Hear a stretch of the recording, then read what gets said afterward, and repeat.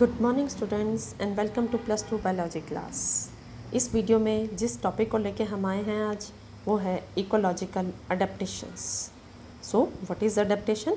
Any change in structure, behaviour, physiology and development that helps organism to adjust themselves in a particular set of environmental conditions is called adaptation.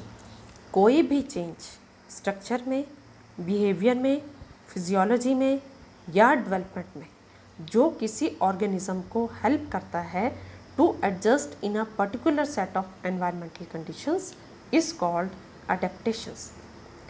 So adaptations are the means by which organisms survive in different types of habitats and ecosystems. Adaptations वो तरीके हैं जिनकी वजह से कोई भी एक organism अलग अलग तरह के हैबिटेट्स और इकोसिस्टम में आसानी से ज़िंदा रह सकता है।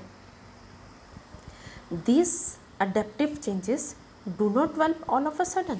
ये सभी चेंजेस जो हैं एकदम से प्रोड्यूस नहीं हुए हैं, but they have evolve over a long period of time through the process of natural selection. इनको इवॉल्व होने के लिए, इनको प्रोड्यूस होने के लिए बहुत टाइम लगा है, और ये कैसे सिलेक्ट हुए हैं? Through the process of natural selection. What is natural selection? Natural selection is the process by which populations of living organisms adapt and change.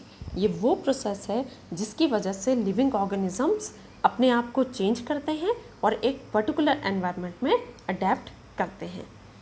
This process of natural selection selects those individuals which are with desirable variations to live in a particular environment. Natural selection का process सिर्फ उन्हीं individuals को select करता है जिनमें desirable variations होती हैं, जिनमें वो वेरिएशंस हैं, जिनमें वो चेंजेस हैं जो अपने आप को एक पर्टिकुलर एनवायरनमेंट में रहने के लिए सुटेबल बना सकते हैं। और ये इनमें वेरिएशंस कैसे आती हैं? Through recombinations and mutations. तो अब सबसे पहले हम पढ़ेंगे morphological adaptations. These are the changes in the structures to survive in a particular environment and reproduce in its habit. एक पर्टिकुलर एनवायरनमेंट में ज़िंदा रहने के लिए और अपने हैबिटेट में रिप्रोड्यूस करने के लिए जो स्ट्रक्चर्स में चेंजेस आते हैं, they are called morphological adaptations. इसके एग्जांपल सबसे पहले हम पढ़ेंगे कैंगेरू रैट्स का, जो हमारे पास नॉर्थ अमेरिकन डेजर्ट्स में हमको मिलते हैं। तो in the absence of water it can meet all its water requirement through its internal fat oxidation in which water is a by-product. ये कैंगेरू रैट जो है, अगर पानी इसे ना मिले तो ये क्या करता है? ये अपने बॉडी के अंदर जो फैट है उसकी ऑक्सीडेशन करता है और उसमें इसका पानी जो है वो बाय प्रोडक्ट की तरह प्रोड्यूस होता है और उसी से ये अपनी सारी वाटर रिक्वायरमेंट जो है वो पूरी कर लेता है। Also it has an ability to concentrate its urine. इसमें एक एबिलिटी ये भी है कि ये कंसनट्रेटेड यूरिन जो है वो पास करता है, so that minimum amount of water is use to remove excretory products. Second example यहाँ पे हम देखेंगे डेजर्ट प्लांट्स का। तो desert plants have thick cuticle on their leaf surfaces and sunken stomata to minimise water loss through transpiration. उनके leaf के surface पे एक बहुत मोटा क्यूटिकल होता है और उनके स्टोमेटा जो है वो संकन दबे हुए होते हैं ताकि उनसे पानी का लॉस जो है through the process of respiration transpiration वो कम से कम हो। Also they have a special photosynthetic pathway जिसे हम crassulacean acid metabolism pathway कहते हैं, that enables the stomata to remain close during day time. जब दिन में बहुत ज़्यादा गर्मी होती है तो इस कैम पाथवे की वजह से उनके स्टोमेटा बंद रहते हैं और उनसे पानी का लॉस जो है वो मिनिमम होता है। Some desert plants like opuntia have no leaves. Opuntia की अगर हम बात करें तो उसमें लीव्स प्रेजेंट नहीं होते। क्यों? Because they are reduce to spines. इसके लीव्स जो हैं they are modified to spines and the photosynthetic function is taken over by flattened stems. और यहाँ पे फोटोसिंथेसिस का काम जो है वो स्टेम करते हैं जो फ्लैटेंड होते हैं और ग्रीन होते हैं कलर में। अब अगर हम बात करें मैमल्स फ्रॉम कोल्डर क्लाइमेट्स की, तो they have shorter ear and limbs to minimise heat loss. उनके कान भी और लिम्स भी जो हैं वो छोटे होते हैं, so as to minimise the heat loss. This is Allen's rule. In the polar sea aquatic animals like seal have a thick layer of fat। Polar sea में अगर हम देखें तो वहाँ पे एक एक्वाटिक एनिमल जैसे सील है, it has a thick layer of fat. इसमें बहुत मोटी लेयर होती है फैट्स की, जिसे हम ब्लबर कहते हैं। And it is present below the skin. It acts as an insulator and reduces loss of body heat. ये इंसुलेटर की तरह काम करता है और बॉडी हीट के प्रिवेंट करता है बाहर जाने से।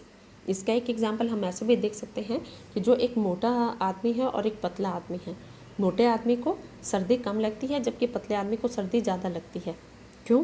क्योंकि मोटे आदमी के स्किन के नीचे सेम इसी तरीके से फैट की लेयर प्रेजेंट होती है, which act as insulator and reduces loss of body heat. अब हमारे पास सेकेंड टाइप ऑफ अडेप्टेशंस आती हैं, physiological adaptations. So these are the functional modifications और phenotypic adaptations which allow organisms to respond quickly to a stressful condition। कोई भी अगर एक हमारे पास stressful condition आती है तो इन physiological adaptations की वजह से हम उसको एकदम quickly respond करते हैं। They are known as phenotypic adaptations। इसका एग्जाम्पल अगर हम देखें कि अगर हम हाई ऑल्टीट्यूड प्लेसेस पर चले जाएं, जैसे रोहतांग पास जो हमारे पास मनाली के पास है, जिसकी हाइट जो है वो 3500 मीटर से ज़्यादा है, and Mansarovar in China occupied Tibet, तो हमें वहाँ पे कैसा लगता है? One can feel altitude sickness और माउंटेन सिकनेस। वहाँ पे हमें ऑल्टीट्यूड सिकनेस या माउंटेन सिकनेस फील होती है। इसके सिम्टम्स क्या क्या हैं? इसके सिम्टम्स हैं nausea, fatigue and heart palpitation. इसके सिम्टम्स में क्या क्या आता है कि ऐसे लगते हैं हमें जैसे वॉमिटिंग आ रही है, फटीग थकावट होती है और हार्ट पाल्पिटेशन होती है। This is because in low atmospheric pressure of high altitudes the body does not get enough oxygen. ऐसा क्यों है? क्योंकि इतने हाई ऑल्टीट्यूड पे जाके जहाँ पे एटमॉस्फेरिक प्रेशर कम होता है, बॉडी को इतनी ऑक्सीजन नहीं मिल पाती जो हमारे फंक्शंस को प्रॉपरली मेंटेन कर सके। लेकिन थोड़े ही समय में क्या होता है, ऑल्टीट्यूड सिकनेस इज ओवरकम। ये ऑल्टीट्यूड सिकनेस जो है वो ख़त्म हो जाती है and one becomes acclimatized. Acclimatize means adjust to new conditions. तो माउंटेन सिकनेस कैसे वो होती है, कैसे ओवरकम करते हैं इसको? By increasing RBC production. RBC की प्रोडक्शन ज़्यादा हो जाती है। Increasing oxygen binding capacity of haemoglobin. Haemoglobin की जो ऑक्सीजन बाइंडिंग कैपेसिटी है वो बढ़ जाती है। And increasing breathing rate. Breathing सांस लेने की जो हमारी रेट है वो भी बढ़ जाती है। उससे हम अपनी ऑल्टीट्यूड सिकनेस को ओवरकम कर सकते हैं। In most animals metabolic reactions and all the physiological functions proceed optimally in a narrow temperature range. सभी एनिमल्स जो हैं, मोस्ट ऑफ द एनिमल्स में मेटाबॉलिक रिएक्शंस जितने भी हैं और सभी फिजियोलॉजिकल फंक्शंस जो हैं वो एक नैरो टेम्परेचर रेंज में ही अपनी मैक्सिमम एफिशिएंसी दिखाते हैं। जैसे ह्यूमन बींग्स में वो टेम्परेचर है 37 degree Celsius. But some microbes like archaebacteria can flourish in hot springs and deep sea hypothermal vents where temperature far exceeds 100 degree Celsius. लेकिन कुछ माइक्रो ऑर्गेनिज्म जिसमें हमारे पास आर्कीबैक्टीरिया हैं वो उन जगह पे भी रह सकते हैं जहाँ पे टेम्परेचर 100 डिग्री सेल्सियस से भी ज़्यादा होता है। कुछ फिशेज़ हमारे पास ऐसी हैं which thrive in Antarctic water where the temperature is always below zero. वो उन वाटर एंटार्क्टिक वाटर्स में भी रह सकती हैं जहाँ पे टेम्परेचर हमेशा ही ज़ीरो से नीचे होता है। इसको हम कैसे एक्सप्लेन कर सकते हैं?